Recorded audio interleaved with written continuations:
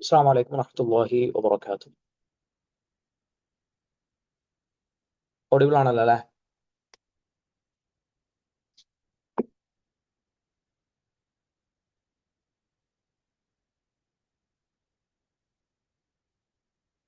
Okay.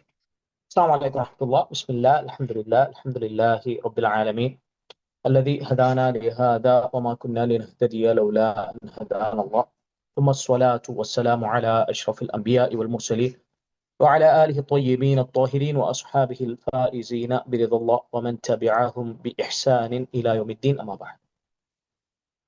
رب اشرح لي صدري ويسر لي أمري واحلل عقدة من لساني يفقهوا قولي.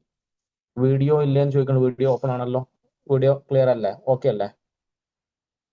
Okay. സ്നേഹം നിറഞ്ഞ സഹോദരിമാരെ, അല്ലാഹു സുബ്ഹാനഹു വ തആലയുടെ അപാരമായ അനുഗ്രഹം കൊണ്ട്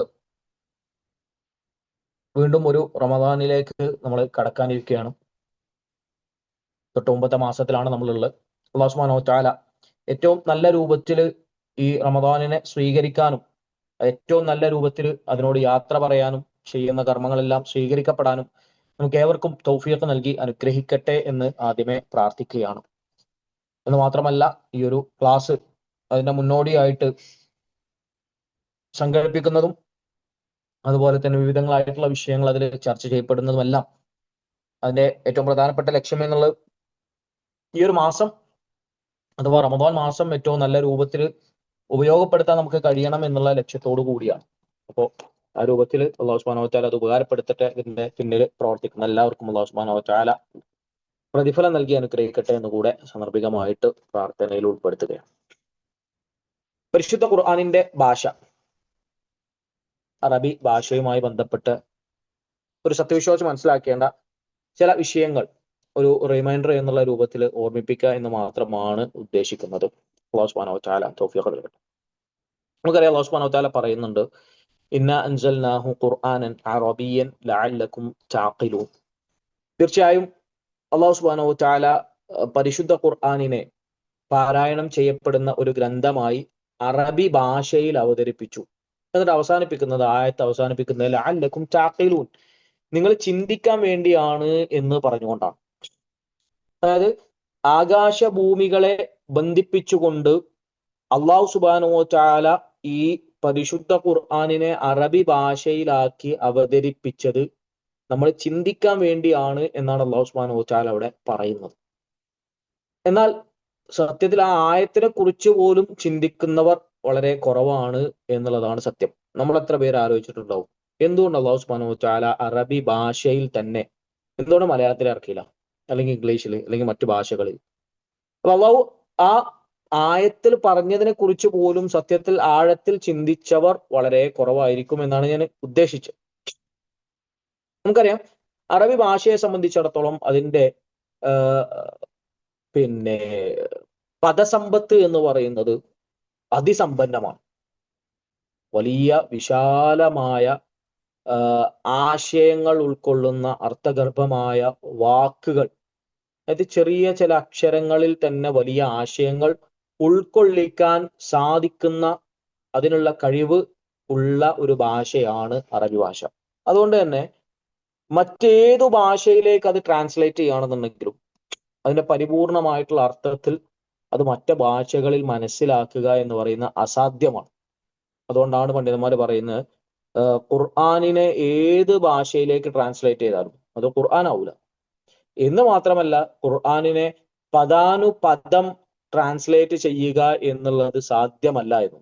മറിച്ച് ഖുർആനെ നമ്മൾ പരിഭാഷ എന്ന് പറയാറുണ്ടെങ്കിലും സത്യത്തിൽ അത് ആശയ വിവർത്തനം മാത്രമാണ്. അതല്ലാതെ വാക്കിന് വാക്കായിട്ട് ഒരു ഭാഷയിലേക്കും അത് ട്രാൻസ്ലേറ്റ് ചെയ്യാൻ സാധ്യമല്ല. ചെറിയ ചില ഉദാഹരണങ്ങൾ പറയാം. ഇപ്പോ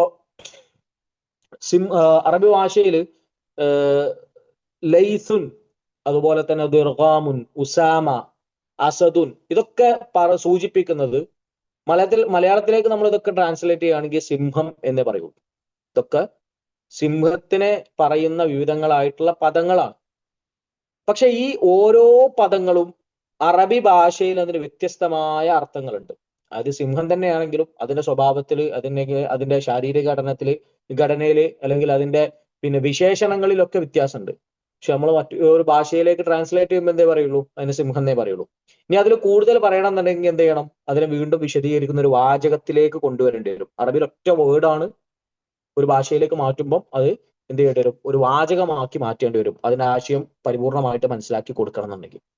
അതേപോലെ തന്നെ മുഹന്നദുൻ എന്ന് പറഞ്ഞ വാൾ എന്നാണ്, സോരിമുൻ എന്ന് പറഞ്ഞാലും വാളാണ്. അതുപോലെ തന്നെ സൈഫുൻ, സൈഫുല്ലാഹിൽ മസ്ലൂൽ എന്നൊക്കെ നമ്മൾ കേട്ടിട്ടുണ്ടാവും. ഇതൊക്കെ സൂചിപ്പിക്കുന്ന വാളിനെയാണ്. പക്ഷെ ഇതിനൊക്കെ ഓരോന്നിനും എന്തുണ്ട്, ഓരോ സിഫത്തുകളുണ്ട്.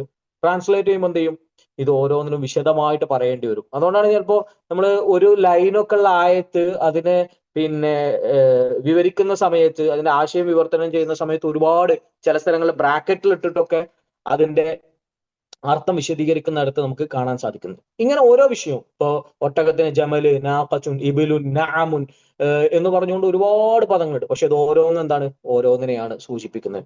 അതുപോലെ തന്നെ ഇപ്പോ നവറ, ബസറ, അബുസറ, അതുപോലെ റഅ, ഇതൊക്കെ സൂചിപ്പിക്കുന്നത് കണ്ടു എന്ന അർത്ഥത്തെയാണ്. പക്ഷെ ആശയത്തിലേക്ക് വരുമ്പോൾ അതിലെന്തുണ്ട്, ഒരുപാട് വ്യത്യാസങ്ങളുണ്ട്. നമ്മൾ ഭാഷയിലേക്ക് ഭാഷയിലേക്ക് മാറ്റുകയാണെന്നുണ്ടെങ്കിൽ അതിനെന്ത് ചെയ്യേണ്ടി വരും, വിശദമായിട്ട് സംസാരിച്ചാൽ മാത്രമേ നമുക്ക് മനസ്സിലാക്കാൻ സാധിക്കുകയുള്ളൂ എന്നാണ്. നമ്മൾ പറഞ്ഞു വന്ന് ചെറിയ പദങ്ങളിൽ, കേവലം അക്ഷരങ്ങളിൽ പോലും ഒരു അക്ഷരം മാത്രമുള്ള പദം അറബി ഭാഷയിലുണ്ട്. ആ ഒരു അക്ഷരം മറ്റു ഭാഷയിലേക്ക് ട്രാൻസ്ലേറ്റ് ചെയ്യുകയാണെന്നുണ്ടെങ്കിൽ ചിലപ്പോ 10ഉം 15ഉം അക്ഷരങ്ങളുള്ള പിന്നെ സെന്റൻസ് ആക്കിയിട്ട് മാത്രമേ ചിലപ്പോൾ വിശദീകരിക്കാൻ സാധിക്കുകയുള്ളൂ. അത്രത്തോളം അർത്ഥഗർഭമായ പദസമ്പത്തുള്ള ഭാഷയാണ് അറബി ഭാഷ.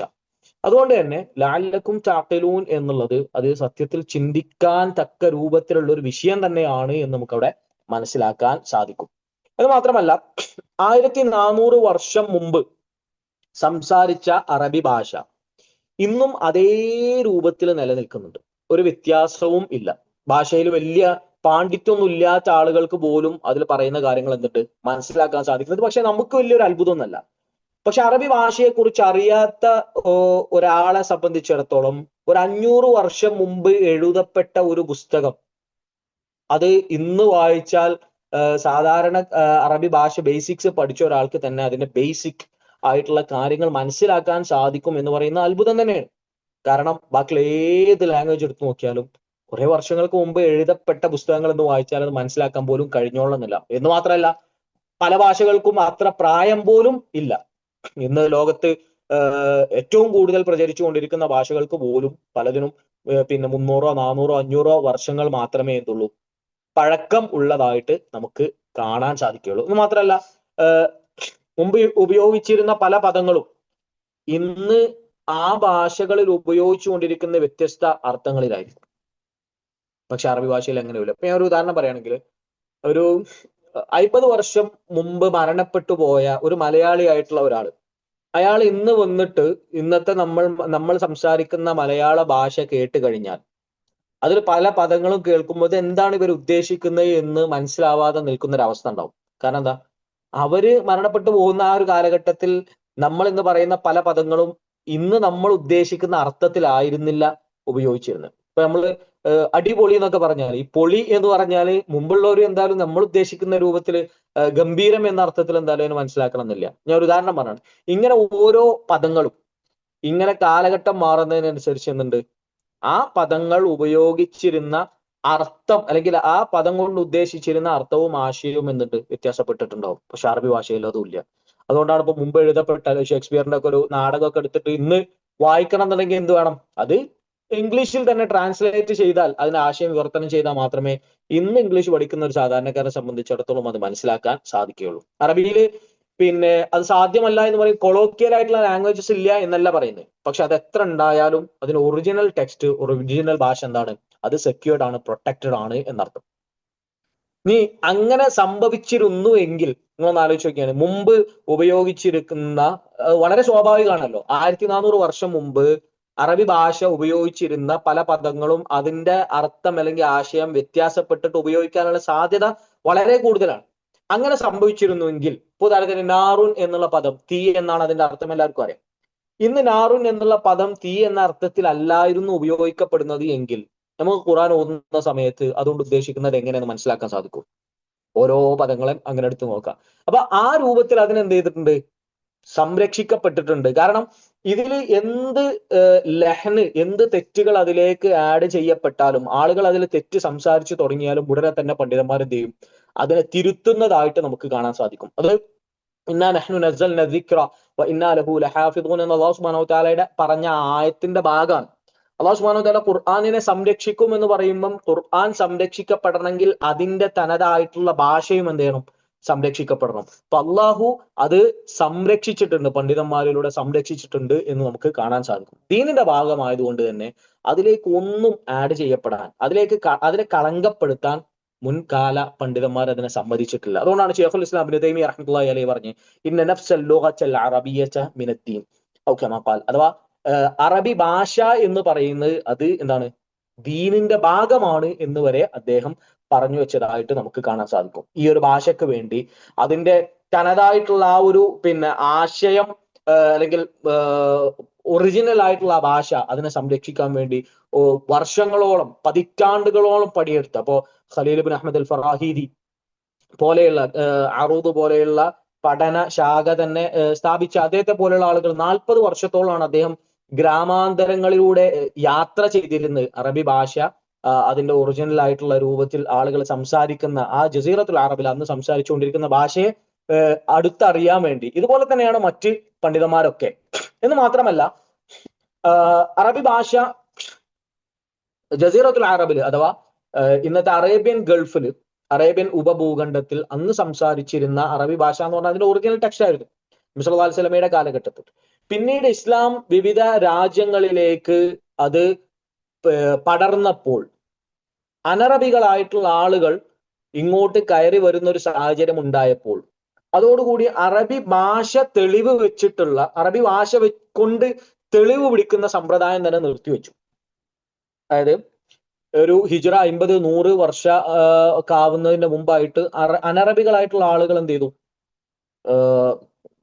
ഇസ്ലാമിലേക്ക് കടന്നു വരികയും അവരുമായിട്ടുള്ള ആ ഒരു മിംഗ്ലിങ് കാരണം അവര് അതുവരെ സംസാരിച്ചിരുന്ന ഒറിജിനൽ ആയിട്ടുള്ള രൂപത്തിൽ സംസാര ഭാഷയിൽ എന്ത് ചെയ്തു, വ്യത്യാസം വന്നു തുടങ്ങി. അപ്പൊ അതോടുകൂടി എന്ത് ചെയ്തു, ഒരു ആശയം വ്യാഖ്യാനിക്കുന്ന സമയത്ത് ഇതാ ഖുർആൻ പറഞ്ഞ ഇന്നതാണ്, ഇതാ ഇന്ന നാട്ടിലുള്ള ആളുകളൊക്കെ അറബി സംസാരിക്കുന്നത് കണ്ടില്ലേ, ആ വാക്കാണ് ഇവിടെ ഉപയോഗിച്ചിരിക്കുന്നത്, ആ അർത്ഥത്തിലാണ് ഇത് ഉപയോഗിച്ചിരിക്കുന്നത് എന്ന രൂപത്തിൽ അറബി ഭാഷയെ വെച്ചുകൊണ്ട് എഹ്തിജാജ് ചെയ്യുന്നത്, അതിൽ തെളിവ് പിടിക്കുന്ന സമ്പ്രദായം ചെയ്തു നിർത്തിവെച്ചു. കാരണം പിന്നീട് അത് വ്യത്യസ്ത ടേമുകളിലേക്ക് ആളുകൾ ഇങ്ങനെ ഉപയോഗിച്ച് തുടങ്ങിയപ്പോൾ അവിടെ മാറ്റിവെച്ചു എന്ന് മാത്രമല്ല, ഓരോ നാട്ടുകാരും അറബി ഭാഷയുടെ അതിന്റെ തനതായിട്ടുള്ള ഭാഷയിൽ, ഒറിജിനൽ ആയിട്ടുള്ള ഭാഷയിൽ തെറ്റുകൾ വരുത്തിക്കൊണ്ട് സംസാരിച്ചപ്പോൾ ഓരോ നാട്ടുകാർ അതിൽ വരുത്തുന്ന തെറ്റുകൾ സൂചിപ്പിച്ചുകൊണ്ടുള്ള ഗ്രന്ഥങ്ങൾ വരെ രചിക്കപ്പെട്ടു നമുക്ക് കാണാൻ സാധിക്കും. ഇപ്പോ ഉദാഹരണത്തിന് ലഹ്നു അവാമു ബാഗ്ദാദിലെ സാധാരണക്കാര് സംസാരിക്കുമ്പോൾ അറബി ഭാഷയിൽ സംഭവിക്കുന്ന തെറ്റുകൾ എന്ന് പറഞ്ഞിട്ട് ഇബ്നുൽ ഖയ്യിം ജൗസി റഹ്മത്തുള്ളാഹി അലൈഹിക്ക് ഒരു ഗ്രന്ഥമുണ്ട്. അതുപോലെ തന്നെ ലഹ്നു അവാം അന്തലൂസ്, ഇന്നത്തെ സ്പെയിൻ എന്ന് പറയുന്ന അന്തലൂസ്, ആ ഒരു ഭാഗത്ത് ഉള്ള ആളുകൾ അറബി സംസാരിച്ചപ്പോൾ അവരിൽ ഉണ്ടായിരുന്ന തെറ്റുകൾ എന്ന പേരിൽ അബൂബക്കർ സുബൈരി റഹ്മത്തുള്ളാഹി അലൈഹിക്ക് ഒരു ഗ്രന്ഥമുണ്ട്. അതുപോലെ തന്നെ കിസായി റഹ്മത്തുള്ളാഹി അലൈഹി അദ്ദേഹത്തിന്റെ കാലഘട്ടത്തിൽ ആളുകൾ സംസാരിച്ചപ്പോൾ അറബി ഭാഷയിൽ ഉണ്ടായിരുന്ന തെറ്റുകളൊക്കെ സൂചിപ്പിച്ചുകൊണ്ടുവന്നിട്ട് ഗ്രന്ഥങ്ങൾ വരെ രചിച്ചതായിട്ട് നമുക്ക് കാണാൻ സാധിക്കും. അപ്പോ എന്തൊരു തെറ്റ് ഇതിലേക്ക് ആഡ് ചെയ്യപ്പെട്ട് കണ്ടാലും ഉടനെ എന്ത് ചെയ്യും, അതിനെ തിരുത്തുന്നതായിട്ടുള്ള ഒരു സ്വഭാവം മുൻകാല പണ്ഡിതന്മാരിൽ നമുക്ക് കാണാൻ സാധിക്കും. അപ്പൊ ആ രൂപത്തിൽ സംരക്ഷിക്കപ്പെട്ടു പോകുന്നതാണ് ഈ ഭാഷ. എന്ന് മാത്രമല്ല, ഇതൊക്കെ പറയുമ്പോൾ പുതുമയെ സ്വീകരിക്കാൻ ഒരു പ്രയാസമുള്ള ഭാഷയാണ് അറബി എന്നൊരിക്കലും നമുക്ക് മനസ്സിലാക്കാൻ കഴിയില്ല. എന്നല്ല, നേരെ തിരിച്ചുമാണ്. അതായത് പുതിയതായിട്ട് എന്ത് വന്നു കഴിഞ്ഞാലും അതിനെ അറബി ഭാഷ സ്വീകരിക്കുന്ന പോലെ സ്വീകരിക്കാൻ വേറൊരു ഭാഷക്കും കഴിയൂല. നമ്മൾ സിമ്പിൾ ആയിട്ടുള്ള ഒരു ഉദാഹരണം പറയാം. നമ്മളെ നാട്ടില് ഇപ്പോ ഒരു പുതിയ ഇൻവെൻഷൻ എന്ത് നടന്നു കഴിഞ്ഞാലും അതിനെ നമ്മൾ ഉപയോഗിക്കുന്ന എന്തായിരിക്കും, ആ ഇൻവെൻഷൻ നടന്ന അല്ലെങ്കിൽ അത് കണ്ടുപിടിച്ച രാജ്യത്ത് അതിന് ഉപയോഗിച്ചിരിക്കുന്ന ഒരു പദം, അതല്ലെങ്കിൽ ഇംഗ്ലീഷിലുള്ള ഒരു പദമായിരിക്കും ഉപയോഗിക്കുന്നത്. നമ്മൾ പുതിയതായിട്ട് ഉപയോഗിക്കുന്ന ഓരോ ടെക്നിക്കൽ ആയിട്ടുള്ള ഓരോ വിഷയങ്ങൾ എടുത്ത് നോക്കാം. കറണ്ടിന് നമ്മൾ കറണ്ട് അല്ലെങ്കിൽ ഇലക്ട്രിസിറ്റി എന്നാ പറയാറുള്ളത്, വൈദ്യുതി എന്ന് പറയുന്നത് കുറവായിരിക്കും. അതേപോലെ തന്നെ fridge, washing machine, mobile, car, bike തുടങ്ങിയ ഓരോന്നും അതിനൊക്കെ നമ്മൾ ഉപയോഗിക്കുന്ന എന്താ, നമ്മുടെ ഭാഷയാണോ, മലയാള ഭാഷയിലാണോ? അല്ല. ഇങ്ങനെയാണ് ഓരോ രാജ്യത്ത് പോയി കഴിഞ്ഞാൽ. പക്ഷെ അറബി ഭാഷയിൽ ഇതിലൊക്കെ ഓരോന്നിനും പുതിയതായിട്ടുള്ള പദങ്ങൾ തന്നെ നമുക്ക് കാണാൻ സാധിക്കും. എന്ന് മാത്രമല്ല, അത് തന്നെയാണ് ഉപയോഗിക്കുന്നതും. അതൊക്കെ ഉപയോഗിക്കാൻ അതിൻ്റെതായിട്ടുള്ള നിയമങ്ങൾ, എന്തൊരു വസ്തു കണ്ടുപിടിക്കപ്പെട്ടാലും അതിനെ അറബി ഭാഷയിലെ സർഫ് ഉപയോഗിച്ചുകൊണ്ട് അതിനൊരു പ്രത്യേക പദം തന്നെ വളരെ സിമ്പിൾ ആയിട്ട് ഉണ്ടാക്കിയെടുക്കാൻ സാധിക്കും. അത്ര കഴിവുള്ള ആ ഒരു രൂപത്തിൽ അതിന്റെ പദങ്ങളുടെ ഘടനകളിൽ മാറ്റം വരുത്തിക്കൊണ്ട് പുതിയതിനെ സ്വീകരിക്കാൻ കൂടി കെൽപ്പുള്ളതാണെന്ത് അറബി ഭാഷ. എന്നാൽ ഒറിജിനൽ അർത്ഥത്തിൽ നിന്ന് മാറ്റി ഉപയോഗിച്ചാലോ ഉടനെ തന്നെ അതിനെ തിരുത്തുന്ന അല്ലെങ്കിൽ അത് തിരുത്തുന്നവരെ അവരെ പിന്നാലെ ഉണ്ടാവുന്ന ഒരവസ്ഥയെ നമുക്ക് കാണാൻ സാധിക്കും. ഇന്ന് സത്യത്തിൽ ഈ ഭാഷയെ, അറബി ഭാഷയെ ശരിയാം വിധം മനസ്സിലാക്കാതെ സ്വന്തം യുക്തിക്കനുസരിച്ച് ഖുർആനിനെ ദുർവ്യാഖ്യാനിക്കുന്ന ആളുകൾക്കൊക്കെ പിഴവുകൾ സംഭവിച്ചതായിട്ട് നമുക്ക് കാണാൻ സാധിക്കും. അതിന് കാരണം എന്താ? കാരണം അറബി ഭാഷ എങ്ങനെയാണോ, ഏതർത്ഥത്തിലാണോ ഉപയോഗിച്ചിരിക്കുന്നത് ആ അർത്ഥത്തിലല്ലാതെ ഖുർആനിനെ അവർ കേവലം അറബി ഭാഷ അവർ മനസ്സിലാക്കിയ അർത്ഥങ്ങൾ വെച്ചുകൊണ്ട് അതിനെ വ്യാഖ്യാനിക്കാൻ തുടങ്ങിയപ്പോൾ എന്ത് ചെയ്തു? പിഴവുകൾ സംഭവിച്ചതായിട്ട് കാണാൻ സാധിക്കും. ഇന്ന് നമുക്ക് കാണാൻ സാധിക്കും അഹ്ലുസുന്നത്തി വൽ ജമാഅത്തിന്റെ പണ്ഡിതന്മാര് ഖുർആനിനെ ദുർവ്യാഖ്യാനിച്ചുകൊണ്ട് ഒരു അർത്ഥം പറഞ്ഞുകൊണ്ട് ആ അർത്ഥത്തിനെ അള്ളാഹു ഉദ്ദേശിച്ച അർത്ഥത്തിൽ നിന്ന് മാറ്റിയിട്ടൊന്ന് ഉച്ചരിച്ചാൽ അതോടെ അഹ്ലുസുന്നത്തിന്റെ പണ്ഡിതന്മാർ അവരുടെ ബാക്ക് കൂടും. അത് തിരുത്തുന്നവരെ ഒരു ബാക്കിലുണ്ടാവും. അതറിയാത്ത, അതിനെക്കുറിച്ച് അതിന്റെ ഗൗരവം അറിയാത്ത ആളുകളെ സംബന്ധിച്ചിടത്തോളം എന്തിനാ ഓരോ കുറ്റം പറയുന്നത്, അല്ലെങ്കിൽ ഇതൊക്കെ ഒരു വാശിയാണ്, അല്ലെങ്കിൽ ഇതൊക്കെ ഒരു തീവ്രവാദമാണ് എന്ന രൂപത്തിലായിരിക്കും ആളുകൾ അതിനെ വ്യാഖ്യാനിക്കുക. പക്ഷെ അഹ്ലുസുന്നത്തിന്റെ പണ്ഡിതന്മാരെ സംബന്ധിച്ചിടത്തോളം അതിന് വ്യക്തമായിട്ട് അറിയാം, ഇത് ഈ പോകുന്ന കളി എന്ന് പറഞ്ഞാൽ ഖുർആനിനെ നശിപ്പിക്കാനാണ്, അതുപോലെ തന്നെ ഇസ്ലാമിനെ നശിപ്പിക്കാനാണ്. അതുകൊണ്ട് അവിടെ ആ ഓരോ വാക്കിനെ ദുർവ്യാഖ്യാനിച്ച് തുടങ്ങുമ്പോൾ അവിടെ തന്നെ പിടിക്കും. ഇത് പറ്റൂല. ഇതെന്ത് ചെയ്യണം? ഇത് എങ്ങനെയാണോ, ഞാൻ നേരത്തെ പറഞ്ഞല്ലോ, അറബി ഭാഷ 50-100 വർഷമായപ്പോഴേക്ക്, ഹിജ്റ 50-100 ആയപ്പോഴേക്ക് അതിനെ വെച്ചിട്ട് ഇഹ്തിജാജ് ചെയ്യൽ നിർത്തിവെച്ചു. അപ്പൊ ആ കാലഘട്ടത്തിൽ മുൻഗാമികൾ എങ്ങനെയാണോ അറബി ഭാഷയെ, ആ വാക്കുകളെ മനസ്സിലാക്കിയത്, അതിലേക്ക് മടങ്ങണം. ആ മുൻഗാമികളിലേക്ക് മടങ്ങിയാൽ മാത്രമേ അതിന്റെ ആശയം നമുക്ക് വ്യക്തമായിട്ട് മനസ്സിലാക്കാൻ സാധിക്കുള്ളൂ. അതല്ലാതെ ഡിക്ഷണറിയിലേക്ക് പോയിട്ട് ഒരു പദം എടുത്തിട്ട് ആ പദം കൊണ്ടുവന്നിട്ട് ഇതാണ് ഇതിനെ കൊണ്ട് ഉദ്ദേശിക്കുന്നത് എന്ന രൂപത്തിൽ അതിനെ വ്യാഖ്യാനിച്ച് തുടങ്ങിയാൽ അവിടെ പ്രശ്നമാണ്. ഇമാം അഹ്മദ് ബിൻ ഹംബൽ റഹ്മത്തുള്ളാഹി അലൈഹിയുടെ ചരിത്രമൊക്കെ നമുക്ക് കാണാൻ സാധിക്കും. എത്ര വർഷങ്ങളാണ് അദ്ദേഹം മർദ്ദനമേറ്റ്, പീഡനം അനുഭവിച്ച്, ജയിലിലടക്കപ്പെട്ട്. ഇതിനൊക്കെ കാരണം എന്തായിരുന്നു? അല്ലാഹു ഖാലിഖു കുല്ലി ഷൈഇൻ എന്ന ആയത്തിനെ കൊണ്ടുവന്നിട്ട് മുഅ്തസിലിയാക്കൾ പറഞ്ഞു അള്ളാഹു എല്ലാത്തിനെയും സൃഷ്ടിച്ചിട്ടുണ്ടെന്നാണല്ലോ ഖുർആൻ പറയുന്നത്. എല്ലാത്തിന്റെയും സൃഷ്ടാവ് അള്ളാഹു ആണ് എന്നാണല്ലോ. അപ്പൊ ഖുർആനും അള്ളാഹുവിന്റെ സൃഷ്ടിയാണെന്ന് പറഞ്ഞപ്പം ഇമാം അഹ്മദ് റഹ്മത്തുള്ളാഹി അലൈഹി പറഞ്ഞു, അല്ല, നിങ്ങളാ പറഞ്ഞത് ദുർവ്യാഖ്യാനാണ്. അള്ളാഹു എല്ലാത്തിനെയും സൃഷ്ടിച്ചിട്ടുണ്ട് എന്ന് പറയുമ്പം അവിടെ ഉദ്ദേശിക്കുന്നത് അള്ളാഹു സൃഷ്ടിച്ചതായിട്ടുള്ള വസ്തുക്കളെ മാത്രമാണ്. ഖുർആനിനെ അതിൽ ഉൾപ്പെടുത്താൻ സാധ്യമല്ല. അപ്പൊ നമ്മൾ അങ്ങാടിയിൽ ഒരു പെട്ടെന്ന് മനസ്സിലാവുന്ന ഒരു ഉദാഹരണം പറയാം. അങ്ങാടിയിലേക്ക് മക്കളെ പറഞ്ഞയച്ചിട്ട് ഒരു സാധനം വാങ്ങാൻ വേണ്ടി പറയുമ്പോൾ എല്ലാ സാധനവും വാങ്ങിച്ചോ എന്ന് പറയുമ്പോൾ അങ്ങാടിയിലുള്ള സർവ്വ സാധനങ്ങളും വാങ്ങിച്ചിട്ട് വരണം എന്ന് മനസ്സിലാക്കുമോ? ഇല്ല. അല്ലാഹു സുബ്ഹാനഹു വ തആല അഹ്ഖാഫില് ആദ്യ സമൂഹത്തെ നശിപ്പിക്കുന്ന ആ സംഭവവുമായി ബന്ധപ്പെട്ട് സംസാരിക്കുന്നിടത്ത് അല്ലാഹു സുബ്ഹാനഹു വ തആല പറയുന്നുണ്ട്, കാറ്റിനെ അയച്ച് തുദമ്മിറു കുല്ല ഷൈഇൻ ബിഅംരി റബ്ബിഹ, അള്ളാഹുവിന്റെ കൽപ്പന പ്രകാരം എല്ലാത്തിനെയും അത് നശിപ്പിച്ചു. അപ്പൊ എല്ലാത്തിനെയും നശിപ്പിച്ചപ്പോ അവിടെ ഹൂദ് നബിയെയും അതുപോലെ വിശ്വസിച്ച ആളുകളെ നശിപ്പിച്ചിട്ടുണ്ടോ? ഇല്ല. അപ്പൊ എങ്ങനെ ഈ കുല്ല ഷൈഇൻ എന്ന് പറയുന്നതും അതും തമ്മിൽ ഒത്തുപോവാ? അത് അന്നത്തെ അറബി ഭാഷ അറിയുന്നവർക്ക് അറിയാം. ഒരു കാര്യത്തെക്കുറിച്ച് കുല്ല ഷൈഇൻ എന്ന് പറയുമ്പോൾ അത് എന്ത് ഉദ്ദേശത്തിലാണോ പറഞ്ഞ ആ ഉദ്ദേശത്തിൽപ്പെട്ട കാര്യങ്ങൾ മാത്രമേ അതുകൊണ്ട് ഉദ്ദേശിക്കപ്പെടുന്നുള്ളൂ. അതല്ലാതെ ലോകത്തുള്ള എല്ലാ കാര്യങ്ങളെയും എന്ന അർത്ഥത്തിലല്ല കുല്ല ഷൈഇ എന്ന് പറയുന്നത് എന്ന് അവർക്ക് മനസ്സിലാക്കാൻ സാധിച്ചിരുന്നു. പക്ഷെ അതിൽ നിന്ന് വ്യത്യസ്തമായി ഖാലിഖു കുല്ലി ഷൈഇൻ എന്ന് പറയുമ്പോൾ ഭൂലോകത്തുള്ള എല്ലാ കാര്യങ്ങളും അതിൽ ഉൾപ്പെടും എന്ന് പറഞ്ഞപ്പോ എന്ത് ചെയ്തു? അള്ളാഹുവിന്റെ കലാമായിട്ടുള്ള ഖുർആനിനെയും അവർക്ക് എന്ത് ചെയ്തു? അതിൽ ഉൾപ്പെടുത്തി അതിനെ ആ രൂപത്തിൽ വ്യാഖ്യാനിക്കാൻ തുടങ്ങി. എത്ര വർഷങ്ങൾ എന്നാലോചിക്കുകയാണ്. ആ ഒരു ആളുകൾക്ക് വളരെ സിമ്പിൾ ആയിട്ട് തോന്നും, എന്താ സൃഷ്ടിയാണ് എന്ന് പറഞ്ഞാൽ എന്താ പ്രശ്നം? പറ്റൂല. അത് മുൻഗാമികൾ എങ്ങനെയാണോ അതിന് മനസ്സിലാക്കി അങ്ങനെ തന്നെ മനസ്സിലാക്കി വരണം. കാരണം അത് ഖുർആന് ഖൽഖാണ്, സൃഷ്ടിയാണ് എന്ന് പറഞ്ഞാൽ അതിൽ നിന്ന് വന്ന് ഭവിക്കാവുന്ന ഒരുപാട് പ്രശ്നങ്ങളുണ്ട്. ഒരാൾ ഖുർആൻ വെച്ചിട്ട് സത്യം ചെയ്താൽ ശിർക്ക് സംഭവിക്കും. കാരണം എന്താ? ഖുർആൻ സൃഷ്ടിയാണ്, സൃഷ്ടിനെ വെച്ചിട്ട് എന്ത് ചെയ്യാൻ പറ്റില്ല, സത്യം ചെയ്ത് പറയാൻ പാടില്ല എന്ന് തുടങ്ങി ഒരുപാട് വിഷയങ്ങൾ അതിന്റെ ഭാഗമായിട്ട് വരും. അവിടെ ആ വാക്കിനെ പോലും വ്യാഖ്യാനിച്ച് അതിന്റെ അർത്ഥത്തിൽ നിന്ന് മാറ്റാൻ ശ്രമിച്ചപ്പോ അവിടെ പിടിച്ചു വെച്ചിട്ട് എത്ര ആളുകൾ പറഞ്ഞു, നിങ്ങൾ എന്തിനാണ് ഇത്ര പ്രയാസം അനുഭവിക്കുന്നത്? എത്ര അടി കൊണ്ടിട്ടും ബോധം പോകുമാർ അടി കൊണ്ടതിന് ശേഷം ചാട്ടവാറ് കൊണ്ട് പിന്നിൽ അടി കൊണ്ട് അവസാനം അവിടുന്ന് ചോദിക്കുന്നുണ്ട്, എന്തിനാണ് ഇത്ര പ്രയാസം അനുഭവിക്കുന്നത്? ഇതൊന്ന് പറഞ്ഞാൽ പോരെ?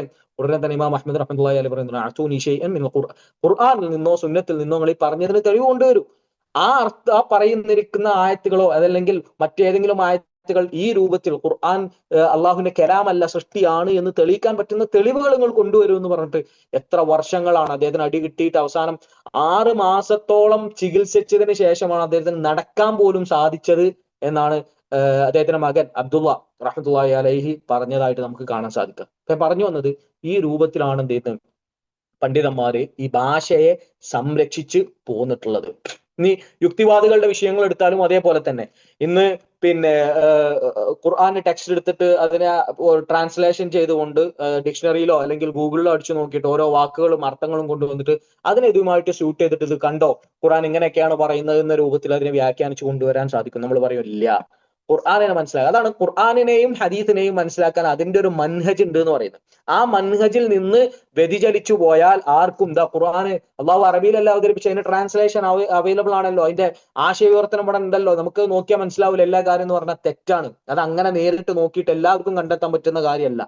അതിനെന്ത് ചെയ്യണം, ആ മൻഹജിലേക്ക് അഥവാ ആ 3 നൂറ്റാണ്ടിലുള്ള ആളുകൾ എങ്ങനെയാണോ അതിനെ മനസ്സിലാക്കി അതിലേക്ക് കൊണ്ടുവരുമ്പോൾ മാത്രമേ അതിന്റെ പരിപൂർണമായിട്ടുള്ള അർത്ഥം എന്താണ് എന്ന് നമുക്ക് മനസ്സിലാക്കിയെടുക്കാൻ സാധിക്കുകയുള്ളൂ എന്നർത്ഥം. ഒരു പദം എടുത്തിട്ട് ഇപ്പൊ ഇസ്തവ എന്നുള്ള പദം ഖുർആനിൽ നമുക്ക് ഒരുപാട് കാണാൻ സാധിക്കും. ഇസ്തവ ഇസ്തവ ഇല എന്ന് പറയുന്നതും ഇസ്തവ അല എന്ന് പറയുന്നതും തമ്മിൽ അർത്ഥത്തിൽ വലിയ വ്യത്യാസമുണ്ട്. അള്ളാഹു സുബ്ഹാനഹു വ തആലയെ കുറിച്ച് തന്നെ രണ്ടും പറയുന്നുണ്ട്. ഇസ്തവ അലൽ അർഷ്, അതുപോലെ തന്നെ ഇസ്തവ ഇലസ് സമായി എന്ന രണ്ട് പിന്നെ വാക്കുകളും പരിശുദ്ധ ഖുർആനിൽ ഉപയോഗിച്ചിരിക്കുന്നതായിട്ട് കാണാൻ സാധിക്കും. അപ്പൊ ഈ ഇല അല എന്ന് വരുന്നതിനനുസരിച്ച് അതിന്റെ അർത്ഥം ില്ല എന്നതുപോലെ ഓരോ പദങ്ങൾ വരുമ്പം അതിന് തൊട്ട് മുമ്പും ശേഷവുമുള്ള ഹർഫിനനുസരിച്ചും അതുപോലെ തന്നെ പദത്തിനനുസരിച്ചും ഫിഅലിനനുസരിച്ചും ഒക്കെ എന്ത് ചെയ്യും അതിന്റെ അർത്ഥത്തിൽ വ്യത്യാസങ്ങൾ വരും. അത് മനസ്സിലാക്കണമെങ്കിൽ ഇത് വേണം, ഭാഷയിലാണോ അവതരിച്ചത് ആ തനതായിട്ടുള്ള അറബി ഭാഷയിലേക്ക് മടങ്ങിയാൽ മാത്രമേ എന്ത് ചെയ്യുള്ളൂ അത് വ്യക്തമായിട്ട് നമുക്ക് മനസ്സിലാക്കാൻ സാധിക്കുള്ളൂ. ഇനി അതിന്റെ പിന്നെ ഗ്രാമർ അത് സംരക്ഷിക്കാനും എത്ര ഗ്രന്ഥങ്ങൾ നെഹ്വു എന്ന് നമ്മൾ പറയാറില്ല, എത്ര ഗ്രന്ഥങ്ങളാണ്, അതുപോലെ എത്ര പിന്നെ കവിതാ സമാഹാരങ്ങളാണ് ആ വിഷയത്തിൽ രചിക്കപ്പെട്ടിട്ടുള്ളത്. അപ്പൊ അൽഫിയത്ത് ഇബ്നു മാലിക് റഹ്മത്തുള്ളാഹി അലൈഹി രചിച്ച 1000 ബൈത്തുള്ള ഒരു കവിതാ സമാഹാരം ഉണ്ട്. നഹ്വിൽ മാത്രം 1000 ബൈത്തുകൾ, 1000 പിന്നെ വരികളുള്ള ഒരു കവിത. ഇന്നും എത്രയോ ആളുകൾ ആ മുഴുവൻ ബൈത്തുകളും ഹിഫ്ലാക്കിയ ഒരുപാട് ആളുകൾ നമുക്ക് കാണാൻ സാധിക്കും. അപ്പൊ ആ രൂപത്തിലാണ് എന്ത് ചെയ്യുന്നത് ഈ ഭാഷ സംരക്ഷിക്കപ്പെട്ടത് എന്ന് മാത്രമല്ല എത്ര വലിയ അത്ഭുതങ്ങളാണ് അതിലൊക്കെ ഉള്ളിലുള്ളത് എന്ന് നമുക്ക് മനസ്സിലാക്കാൻ സാധിക്കും. അതുകൊണ്ട് തന്നെയാണ് പണ്ഡിതന്മാര്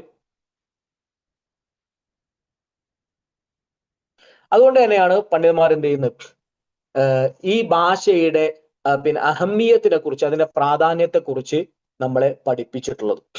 പിന്നെ ഒരുപാട് പണ്ഡിതന്മാരുടെ ഉദ്ധരണികൾ നമുക്ക് കാണാൻ സാധിക്കും.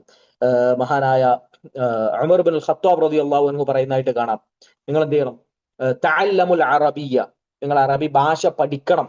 കാരണം ആ ഭാഷയിലാണ് എന്ത് ചെയ്തിരിക്കുന്നത് ഖുർആനും ഹദീസും ഇറങ്ങിയിരിക്കുന്നത് മനസ്സിലാക്കണമെങ്കിൽ എന്ത് വേണം, അത് തീർച്ചയായിട്ടും മനസ്സിലാക്കണം.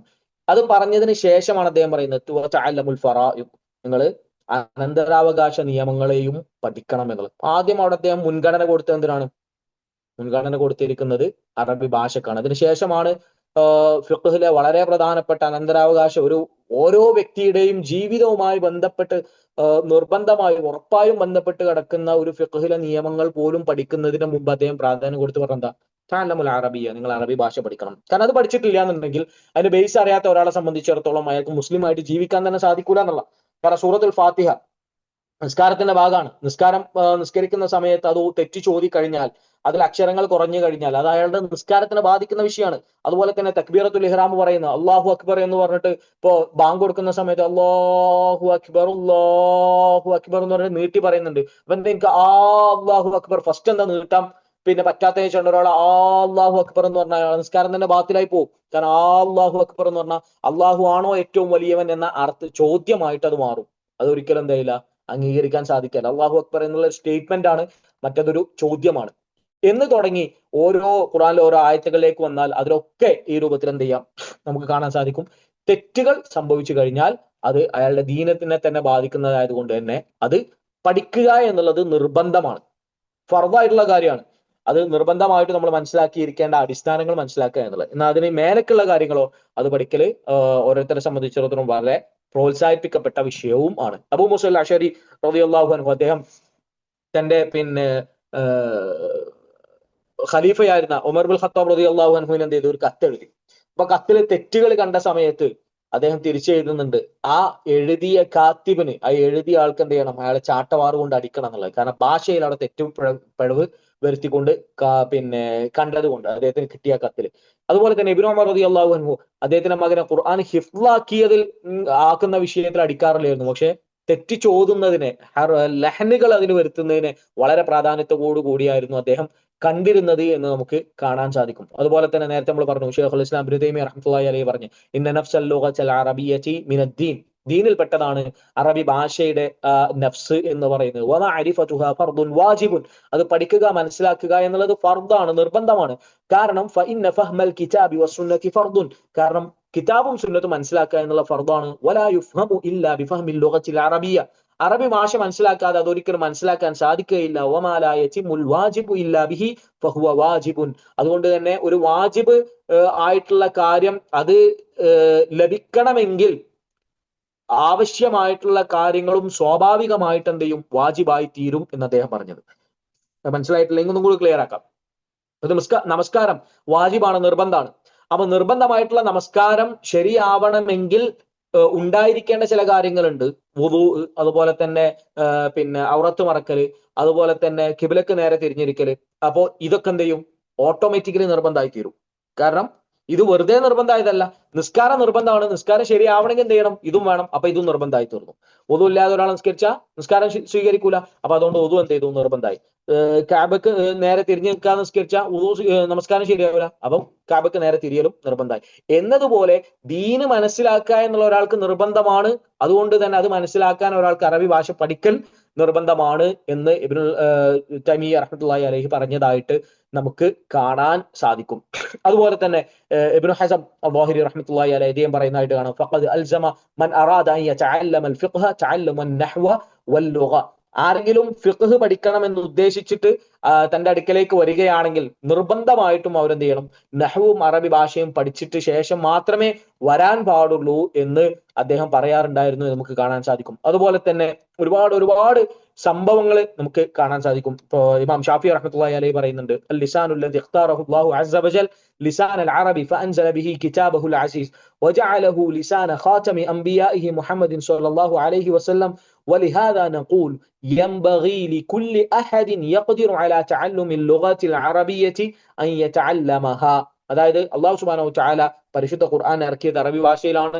അവസാനത്തെ റസൂൽ സ്വല്ലല്ലാഹു അലൈഹി വസല്ലമ സംസാരിച്ചത് അറബി ഭാഷയിലാണ്. അതുകൊണ്ട് തന്നെ സാധിക്കുന്ന എല്ലാവരും അവരെന്ത് ചെയ്യണം, അറബി ഭാഷ പഠിക്കാൻ വേണ്ടി ശ്രദ്ധിക്കേണ്ടതുണ്ട് എന്ന് അദ്ദേഹം പറഞ്ഞതായിട്ട് നമുക്ക് കാണാൻ സാധിക്കും. ഇബ്നുൽ ഖയ്യിം ജൗസിയ്യ റഹ്മത്തുള്ളാഹി അലൈഹി നേരത്തെ നമ്മൾ പറഞ്ഞ പോലെ ബാഗ്ദാദിലെ ആളുകളുടെ തെറ്റുകൾ എന്ന പേരിൽ പ്രത്യേകം ഗ്രന്ഥം തന്നെ രചിച്ച ഷെയ്ഖുൽ ഇസ്ലാം ഇബ്നു തൈമിയ്യ റഹ്മത്തുള്ളാഹി അലൈഹിയുടെ ഏറ്റവും പ്രഗൽഭനായിട്ടുള്ള ശിഷ്യൻ കൂടിയായ ഇബ്നുൽ ഖയ്യിം ജൗസിയ്യ റഹ്മത്തുള്ളാഹി അലൈഹി പറയുന്നുണ്ട്, ഇന്നമാ യഅരിഫു ഫദ്ലൽ ഖുർആനി മൻ അറഫ കലാമൽ അറബ്, ഖുർആനിന്റെ ഫദ്ൽ, അതിന്റെ ശ്രേഷ്ഠത യഥാർത്ഥത്തിൽ മനസ്സിലാക്കാൻ സാധിക്കാർക്കാണ്, അറബികളുടെ ഭാഷ യഥാർത്ഥത്തിൽ അഥവാ അറബി ഭാഷ അതിന്റെ തനതായ രൂപത്തിൽ അത് മനസ്സിലാക്കിയവന് മാത്രമേ ഖുർആനിന്റെ ശ്രേഷ്ഠത ശരിയാം രൂപത്തിൽ മനസ്സിലാക്കാൻ സാധിക്കുകയുള്ളൂ എന്ന് അദ്ദേഹവും പറഞ്ഞതായിട്ട് നമുക്ക് കാണാൻ സാധിക്കും. ഇങ്ങനെ ഒരുപാട് ഉദ്ധരണികൾ നമ്മുടെ മുൻഗാമികളിൽ നിന്ന്, സ്വഹാബികളിൽ നിന്നും, അതുപോലെ തന്നെ അതിനുശേഷം വന്ന പണ്ഡിതന്മാരിൽ നിന്നും, താബിയങ്ങളിൽ നിന്നും, അയിമ്മത്തുകളിൽ നിന്നൊക്കെ നമുക്ക് മനസ്സിലാക്കാൻ സാധിക്കും.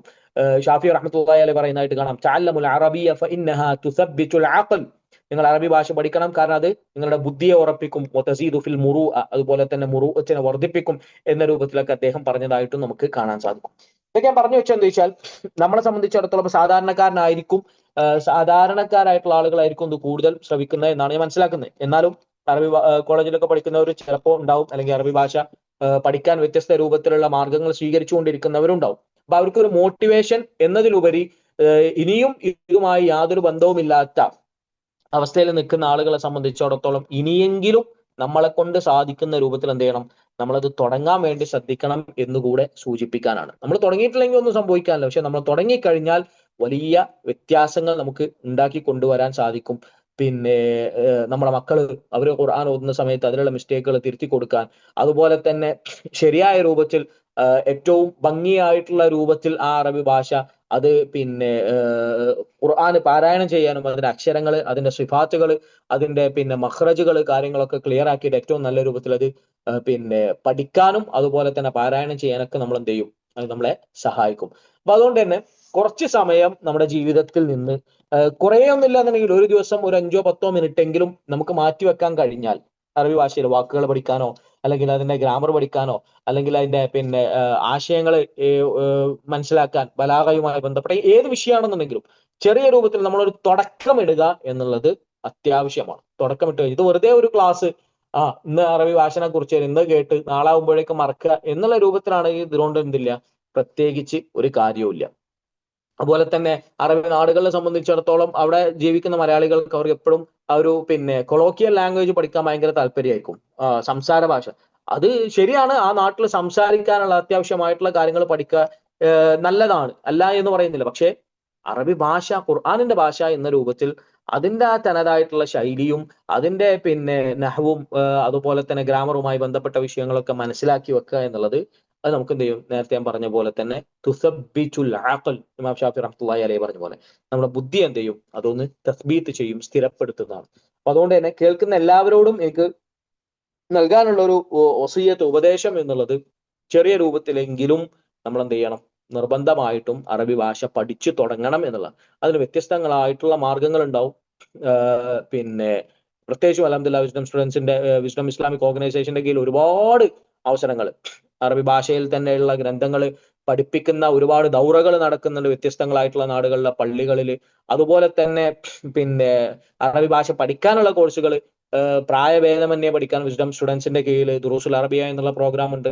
അതുപോലെ തന്നെ വേറെയും ഒരുപാട് ഓപ്ഷൻസ്, ഈ പ്രൊഫഷണലി പഠിക്കാനാണെങ്കിൽ അതിന് ജാമ്യകളും ഉണ്ട്. ഇങ്ങനെ ഒരുപാട് പിന്നെ അവസരങ്ങൾ നമുക്ക് കാണാൻ സാധിക്കും. ഇതൊന്നും നമ്മുടെ നാട്ടിൽ വെറുതെ ഉണ്ടായി ഒന്നുമല്ല. ഇതിനൊക്കെ പിന്നിൽ നമ്മുടെ മുൻഗാമികൾ പ്രയത്നിച്ച പ്രയത്നങ്ങൾ, സത്യത്തിൽ അതൊക്കെ നമ്മൾ പിന്നെ ഓരോ അറബിക് കോളേജുകളും നമ്മുടെ നാട്ടിൽ ഉണ്ടായതിന്റെ പിന്നിലുള്ള ചരിത്രങ്ങൾ വായിച്ചു നോക്കിയാലേ നമുക്ക് ആ പിന്നെ കോളേജുകളൊക്കെ എങ്ങനെ ഉണ്ടായി വന്നു, എത്ര കഷ്ടപ്പാടുകളാണ് അതിന്റെയൊക്കെ പിന്നിൽ ഉണ്ടായിരുന്നത് എന്ന് നമുക്ക് മനസ്സിലാക്കാൻ സാധിക്കും. ഇന്ന് അതിന്റെ ഒരു വിലയും കൊടുക്കാതെ, ഒരു മൂല്യവും കൊടുക്കാതെ ആ കോളേജുകളൊക്കെ വെറും തോന്നിവാസങ്ങൾക്കും അതുപോലെ തന്നെ പിന്നെ ഗാനമേളകളും അതുപോലെ ആ രൂപത്തിലുള്ള ഇസ്ലാമുമായി യാതൊരു ബന്ധമില്ലാത്ത കാര്യങ്ങൾക്ക് വേണ്ടി ഉപയോഗിക്കുന്ന അവസ്ഥയിലേക്ക് എത്തിക്കുന്ന ആളുകൾ സത്യത്തിൽ അതിന്റെ ആ ഒരു ചരിത്രം മനസ്സിലാക്കാത്തതുകൊണ്ടാണ്. എത്ര കഷ്ടപ്പെട്ടിട്ടാണ്, ഞാൻ കേട്ടിട്ടുണ്ട് ഒരുപാട് ആളുകൾ മുമ്പൊക്കെ അറബി കോളേജുകൾ പോവുക എന്ന് പറയുന്നത് തന്നെ ആളുകൾക്ക് 2 നേരം ഭക്ഷണം കിട്ടാൻ വേണ്ടി പിന്നെ അവിടെ പോയാൽ അവിടെ ഹോസ്റ്റലിൽ നിന്നാൽ കുറച്ച് ഭക്ഷണമെങ്കിലും കിട്ടും എന്ന രൂപത്തിൽ പട്ടിണി കടന്നിരുന്ന ഒരു കാലത്ത് പോയി പഠിച്ചിരുന്ന ആളുകൾ അവര് പറഞ്ഞിരുന്ന ഒരുപാട് അനുഭവങ്ങൾ കേൾക്കാനുള്ള കേട്ടിട്ടുണ്ട്. പിന്നെ അവരുടെ ഭക്ഷണത്തിന് വീട്ടിലേതായാലും ഭക്ഷണം കിട്ടാനില്ല, അവിടെ പോയാൽ കിട്ടുന്ന ഭക്ഷണം തന്നെ അത് പിന്നെ ആളുകളിൽ നിന്ന്, അധ്യാപകര് രാവിലെ മുതൽ വൈകുന്നേരം വരെ അവിടെ പഠിപ്പിച്ച് ആ പഠിപ്പിക്കൽ കഴിഞ്ഞതിന് ശേഷം വൈകുന്നേരം പിന്നെ ആളുകളിലേക്ക് ഇറങ്ങാണ് പിരിവിന് വേണ്ടി, ഈ കുട്ടികളെ പഠിപ്പിക്കുന്നതിന് അതുപോലെ തന്നെ അവർക്ക് ചെലവിന് കൊടുക്കാൻ വേണ്ടി, അവർക്ക് ഭക്ഷണത്തിന് കൊടുക്കാൻ വേണ്ടിയൊക്കെയുള്ള പൈസക്ക് വേണ്ടി വൈകുന്നേരം പിന്നെ ഇതേ അധ്യാപകർ ഇറങ്ങിയിട്ടാണ് പണിയെടുത്തിട്ട് പൈസ ഉണ്ടാക്കിയിട്ട് അവർക്ക് ഭക്ഷണവും കാര്യങ്ങളൊക്കെ വാങ്ങിച്ചു കൊടുത്തിരുന്നത്. അപ്പൊ ആ രൂപത്തിൽ കഷ്ടപ്പെട്ടുണ്ടാക്കിയ അറബി കോളേജുകളാണ് നമ്മുടെ നാട്ടുകളിലൊക്കെ ഉള്ളത്. അപ്പൊ അതിനൊക്കെ അതിന്റെ വില അറിഞ്ഞുകൊണ്ട് ഇനിയും വരുന്ന കാലഘട്ടങ്ങളിൽ നമ്മുടെ നാട്ടിൽ ആ ദീന് നിലനിൽക്കാൻ, അള്ളാഹുവിന്റെ ദീന് ആ മൻഹജ് അനുസരിച്ച് പഠിക്കുന്ന ഒരു കൂട്ടം വിദ്യാർത്ഥികളും അതുപോലെ തന്നെ ആ രൂപത്തിലുള്ള അറിവുള്ള പണ്ഡിതന്മാരും നിലനിൽക്കാൻ വേണ്ടി നമ്മളും ഒരാളെങ്കിലും നമ്മുടെ കുടുംബത്തിൽ നിന്ന്, നമ്മുടെ മക്കളിൽ നിന്ന് ആ ഒരു ഭാഗത്തേക്ക് ദീന് പഠിക്കാൻ വേണ്ടി, അറബി ഭാഷ പഠിക്കാൻ വേണ്ടിയും മാറ്റിവെക്കാൻ വേണ്ടി, അതിന് ആ രൂപത്തിൽ അവരെ ചെറുപ്പം മുതലേ ആ രൂപത്തിൽ വളർത്തിക്കൊണ്ടുവരാനും, ഇനി എല്ലാവരെയും ഇനി വേറെ ഏത് രൂപത്തിലുള്ള പിന്നെ വിഷയങ്ങൾ പഠിക്കുകയാണെങ്കിലും ഏത് ജോലിയിലേക്ക് ഇറങ്ങുകയാണെന്നുണ്ടെങ്കിലും ദീനുമായി ബന്ധപ്പെട്ട ബേസിക്കുകൾ അവർക്ക് മനസ്സിലാക്കാൻ തക്ക രൂപത്തിലുള്ള അറബി ഭാഷയും അതുപോലെ തന്നെ ദീനിന്റെ ബേസിക്കും എല്ലാ വിഷയങ്ങളിലും തൗഹീദ്, പിന്നെ അഖീദയുടെയും ഫിഖഹിന്റെയും ഹദീസിന്റെയും എല്ലാത്തിന്റെയും ഒരു ബേസിക് ബ്രാഞ്ചുകളെങ്കിലും അവർക്ക് മനസ്സിലാക്കി കൊടുക്കുക എന്നുള്ളത് അത് നമ്മളെ സംബന്ധിച്ചിടത്തോളം നിർബന്ധമായിട്ടുള്ള ബാധ്യതയാണ്. നമ്മൾ മരണപ്പെട്ടു പോയതിനു ശേഷം നിങ്ങൾ അവർക്ക് നല്ല ജോലി ഉണ്ടാക്കി കൊടുത്തോ അല്ലെങ്കിൽ അവരെ ഏറ്റവും നല്ല രൂപത്തിൽ കല്യാണം കഴിപ്പിച്ചോ എന്ന് ചോദിക്കുന്നതിനേക്കാളൊക്കെ ഗൗരവത്തോടു കൂടി നമ്മളോട് എല്ലാവരോടും ചോദിക്കുമെന്ന് ഉറപ്പുള്ള ഒരു ചോദ്യമാണെന്ത്, അവരെ ദീന് പഠിപ്പിച്ചോ എന്നുള്ള കാര്യം. റസൂലുള്ളാഹി സ്വല്ലല്ലാഹു അലൈഹി വസല്ലം പറഞ്ഞ പോലെ എല്ലാ ആളുകളും അവര് ഏൽപ്പിക്കപ്പെട്ട റഅയ്യത്തിനെ കുറിച്ച് മസ്ഊലുകളാണ്. കുല്ലുക്കും റാഇൻ വ കുല്ലുക്കും മസ്ഊലുൻ അൻ റഅയ്യതിഹി. എല്ലാവരും അവരേൽപ്പിക്കപ്പെട്ട പിന്നെ റഅയ്യത്തിനെ കുറിച്ച് ചോദ്യം ചെയ്യപ്പെടുന്നതാണ് എന്നുള്ളത്. അപ്പോ നമ്മളിൽ ഏൽപ്പിക്കപ്പെട്ട ആ ഒരു ദൗത്യം നമ്മളെ കൊണ്ട് സാധിക്കുന്ന രൂപത്തിൽ പൂർത്തീകരിക്കാൻ വേണ്ടി ശ്രദ്ധിക്കണം എന്നുള്ളത് ഓർമ്മിപ്പിച്ചുകൊണ്ട് അവസാനിപ്പിക്കുകയാണ്. അല്ലാഹു സുബ്ഹാനഹു വ തആല ഈ ഒരു ഭാഷ ഏറ്റവും നല്ല രൂപത്തിൽ പഠിക്കാനും അത് നമ്മുടെ ഖുർആൻ പഠനത്തിനും അതുപോലെ തന്നെ അതിന്റെ പാരായണത്തിനുമെല്ലാം വലിയ മാറ്റങ്ങൾ ഉണ്ടാക്കാനും പിന്നെ അല്ലാഹു സുബ്ഹാനഹു വ തആല നമ്മളോട് സംസാരിക്കുന്ന വേറെ പിന്നെ സഹായങ്ങളൊന്നുമില്ലാതെ ആശയവിവർത്തനമോ അതിന്റെ ട്രാൻസ്ലേഷനോ ഒന്നും ബന്ധപ്പെടാതെ തന്നെ അതിന്റെ വാക്കർത്ഥങ്ങൾ നേരിട്ട് മനസ്സിലാക്കാൻ പറ്റുന്ന രൂപത്തിലേക്ക് വളരാൻ അല്ലാഹു സുബ്ഹാനഹു വ തആല നമുക്ക് ഏവർക്കും തൗഫീഖ് നൽകി അനുഗ്രഹിക്കുമാറാകട്ടെ. കൂടുതൽ പഠിക്കാൻ അത് ജീവിതത്തിൽ ഉപകാരപ്പെടാൻ അല്ലാഹു സുബ്ഹാനഹു വ തആല നമുക്ക് എല്ലാവർക്കും തൗഫീഖ് നൽകി അനുഗ്രഹിക്കുമാറാകട്ടെ. വസല്ലല്ലാഹു അലാ റസൂലിനാ മുഹമ്മദ്. അസ്സലാമു അലൈക്കും വറഹ്മത്തുള്ളാഹി വബറകാതുഹു. സുബ്ഹാനകല്ലാഹുമ്മ വബിഹംദിക അഷ്ഹദു അൻ ലാ ഇലാഹ ഇല്ലാ അൻത അസ്തഗ്ഫിറുക വഅതൂബു ഇലൈക്.